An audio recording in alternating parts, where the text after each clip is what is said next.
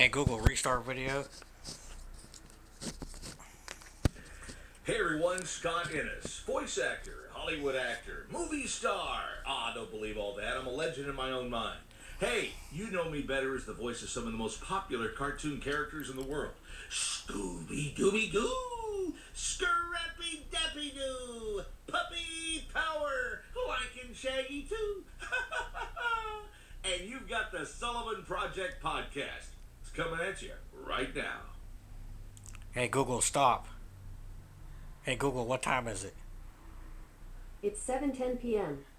Hey everyone, what's up? Welcome to the Sullivan Project podcast. I'm your host Harold Sullivan. Hope you all had a good week. This is actually Valentine's Day when I record this. It's going to be a little bit behind February 14th. Come to think of it, and I never had a Valentine. I'm 44 now. I think when I was in school, I got cards, in elementary. Some cool little cards. You had to get them out to everybody, and I used to get some and give them out to everybody. I got a couple. But had a lot going on this week, so let's talk about some of that.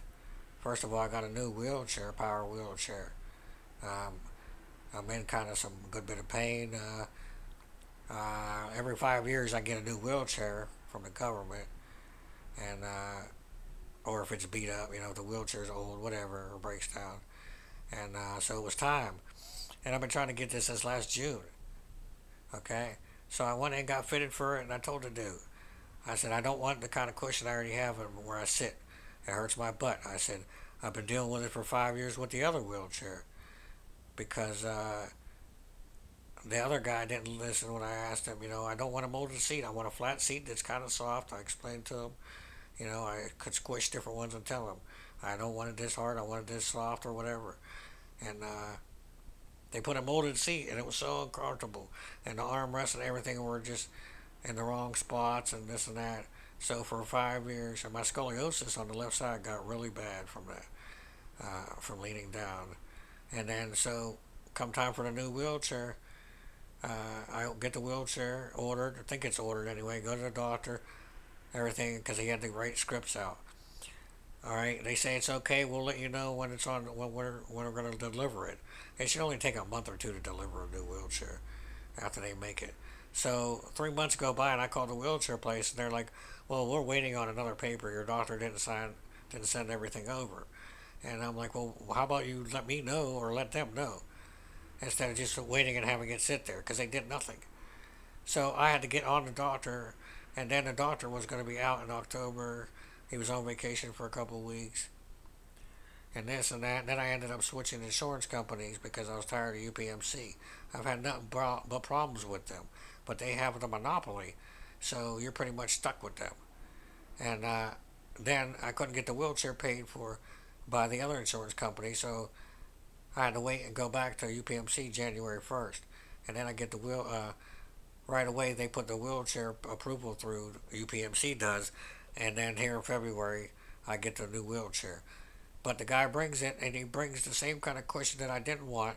Plus, the front was 3 inches higher than the back. I didn't know it was on an incline, and so I sat in it, and my legs are in tremendous pain for over a week now. It's just now coming down to almost bearable in my one leg because I think my leg got popped out of the socket. And then the other day, when my sister picked me up to lift me in bed, out of the wheelchair, it popped back in, and it hurt so freaking bad, and it's still really, really like burning and sore, and it's almost hard for me to sit up on it, and it's all because he put the wrong cushion. We figured out a couple of days we lowered the leg rest, moved them in and out, and different things, and then finally figured out put the old cushion from the old wheelchair and the old leg rest on. See, my hip is hurting real bad now, and I gotta like lean just to get it off. After a couple of minutes of just sitting straight up on it, I'm gonna make it through though. You know what? Uh, so yeah, we got it's like a Frankenstein wheelchair, and I got it by the grace of God. And you know what? I even called them up and complained about the cushion, and they sent another one the same, except for it was lower all the way across, but still had the butt imprint, which I didn't want. So my leg is just tore up now from it's bad. Like I may have to go to the hospital. I don't know, but I dislocated my hip when I was a child, and they put me in a body cast, and it didn't even hurt when that happened, and I didn't even know. But when I went for a checkup, the doctor checked, and they put me in a body cast, and that's what locked all the cartilage up, and I couldn't walk after that. I was like 9 or 10 years old. So that's the week I've been going through, and I've been sleeping a lot lately, all day, and then I can't sleep at night. I'm getting like 1 hour of sleep a day, and I started writing more songs. Like my psychic channeling stuff is kicking through, and I'm just writing stuff. So I'm hoping to start bringing some of this stuff out to people soon. And I want to get into more essential oils. If anyone is interested, I have essential oils available. I have crystals, and I'm making some homemade clay jewelry. If you want to be on the Sullivan Project podcast, you can either contact me, uh, Facebook, Harold Sullivan period 35, or TikTok, Harold Sullivan 78, or YouTube, Harold Sullivan 78, or you can call the Sullivan Project podcast at 724-513-1472. Everyone has a story. You can't judge a book by its cover. And we talk about everything here: paranormal, supernatural, metaphysical, spiritual, and then like entertainment stuff like movies, TV, art, food, sports, wrestling, just whatever. No discrimination here, no judgment, and no crap, no dirtiness, no none of that. It's all love and light here. So what else here? So I talked about that there. Some books, okay. I've just done a couple more audio books I finished. One was on Tesla. If anyone doesn't know, he's like the pioneer of electricity. So he created the Tesla coil, which gives us everything, even the internet that we have now. So started way back in the 1800s whenever he came up with the ideas. So check out Tesla if you don't know. I'm sure you've heard the word. They just they got a car now, electric car called Tesla. And then another book was called Massacre of Mankind, which is actually a sequel to War of the Worlds that was commissioned. So check that out. It's another audio book. So we got book, and we got some time travel idea that came up with, almost like a museum. And if everybody's interested more on this, let me know. Message me too. I have software or that reads stuff, or people read stuff to me, or you can I can video call on Messenger on Facebook. I can answer it. So yeah, like a museum place or places where people could go. Like say you like because people now, younger people, generations 30 and under, or whatever, don't know how things were unless you explain to them. So how about there could be like museums or places where you could go, almost like a zoo, not like a zoo, but I guess like a museum, or where say, just an example, you want to know how something was done or was made in the 60s, like the original phone calls. You could go to this place, they would have like a setup deal with an old phone, and you would dial into the switchboard, somebody on the other end would connect you, and vice versa, so you could see how the job is done, or how easy it is now compared to how tough we had it and other people had it in older generations. Uh, just lots of things. Even cooking, how things were set up to make things harder. People had to do it from scratch. There's so many ideas you could go with this, and it'd be like a relaxation almost, maybe like a resort or like a retreat type thing where people could go to a back in time and live how they did it and do everything how it was done. I'm not sure if there's anything like that, but talk to me about it. And then some dreams I've been having. I've been having more and more since that Awakened Dreamer. I recommend that book, The Awakened Dreamer. I'm remembering them now. And so last night I think I lucid dreamed, and I knew I was dreaming, and I controlled it. Okay, now let me tell you how that happened. But in the past, recently, I've been having weird dreams. One was about something on fire, or somebody on fire, or a bed on fire. Another one was somebody being smothered, or somebody jumped on top of somebody. Uh, and what else? The other day I had dreams. There was bees all around me, and it was kind of scary.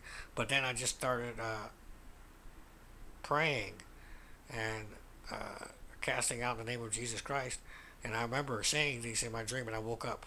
So I remember using the Lord's name to surround, to surround me with the white light, or however you want to do it, however you want to say it. And it woke me up, so I knew it, and I was controlling my dream. So that's pretty neat. Uh, Also, I had a dream about a UFO, which was the first time I ever remember dreaming about one.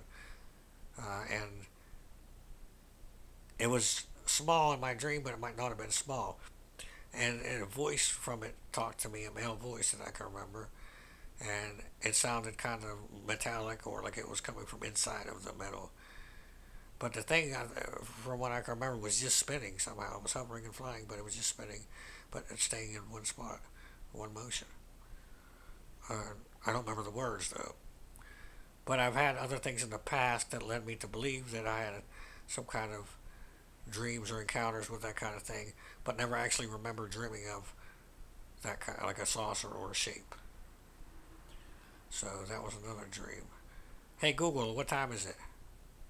It's 7:20. Okay. What else? Oh, my sister told me the other day about cat. A story about a cat, which is funny. My nephew, he's probably around 30 something now. He was 6 at the time, so I'd have been a teenager maybe. He used to come visit, and my mom, we were dysfunctional. Dysfunctional, of course, if you go back and listen to a previous podcast. But God rest her soul, she's passed on, so she's good now, you know. But my nephew was playing with the cat one day after he came home to my sister's, and called the cat a little bastard.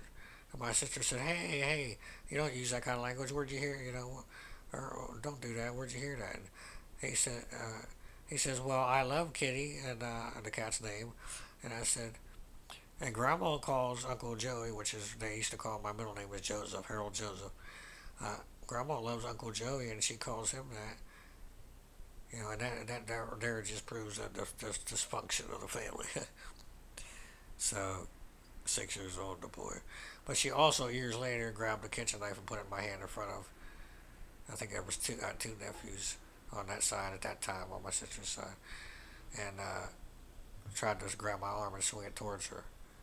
So that was not good, and pretty messed up. You don't do that in front of kids, I don't care. But my mom had lots of mental problems. Like I said, God rest her soul, she's passed on. And yeah, my grandma's passed on just a few days back here, in case people don't know, and I'm not sure if I mentioned in the last podcast. I think I did. So I hopes to have Greg on here again soon. Dan, I don't know, I haven't heard from him. He's being a little different. I found out Dan's a little different than I thought he was. And so he kind of knows right from wrong sometimes, and he just doesn't, and if you're going to be good and be a man of the Lord or Christian, you can't be sinning like that. I mean, he lives literally up the road, and he hasn't come to visit me in over a year, past November. And I had some gifts for him for Christmas. And he led me to believe that he just didn't like to go out or whatever because of phobias. But yet, when I call him, he's like, "Can I call you back? I'm at the mall with so and so, or I'm doing this and that." So that's fine, That's all good. I love him, and I always will.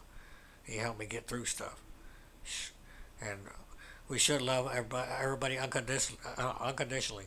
It doesn't. You don't have to like, but unconditionally love. Okay, that's what we're put here to do. We're put here to love and learn, to teach, and to grow. Kind of like The Sims, if you think about that. And you level up, and then you come back again, level up the next thing until all your things are full. Then I believe you stay on the other side as a kind of a helper and come back and help people. So remember, if you have loved ones that they're gone, they're not gone. They can always come back.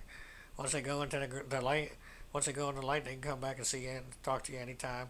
Leave your little things behind if you ask. It ain't no mumbo jumbo. You ain't messing with the devil, none of that. As long as your intentions are all good, then it is all good. Remember, God won.